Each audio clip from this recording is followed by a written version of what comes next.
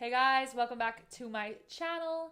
I'm making this video today to discuss my vocal nightmare story, which I know many of you can relate to. I am a singer and vocal coach. If you're new here, I'm offering right now until October, $20 voice lessons until I complete my certification. And I'm excited to meet with you and work with you. And today I'm going to be sharing my vocal nightmare story.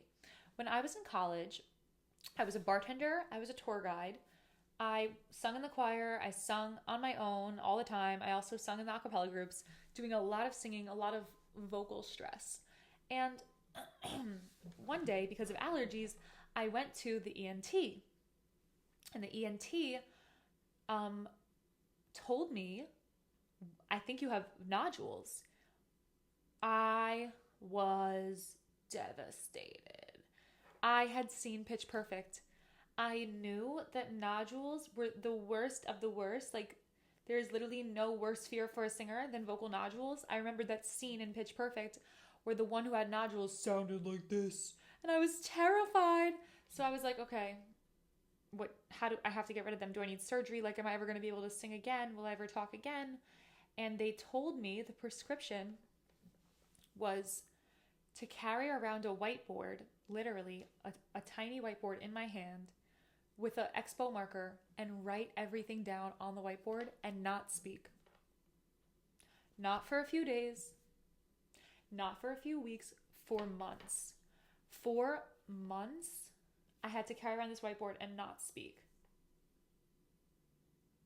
I remember working at my job as a tour guide and getting fired because they were like, "Are you not speaking?" Because I was like trying to hide from my boss the fact that I actually wasn't like speaking really. Like, people would call to schedule a tour and I would like not answer, or I'd be like, "Hello." Or people would like come in for a tour and I'd be like, I can't give you a tour right now. Like, it was crazy. It was awful. And so they eventually caught on and like fired me, which is totally fine, but like, damn. And I remember I would be a bartender throughout all this. I was bartending and I wouldn't talk. I would literally mouth like across through the bar because I knew that the straining of my vocal cords at night in a loud music setting, being like, "What can I get you? Beer?" Screaming like over and over again is so harsh on the cords. So I thought that was what caused the vocal injury. And so I did that for many months, and eventually they went away. The vocal cords went away. Thank God.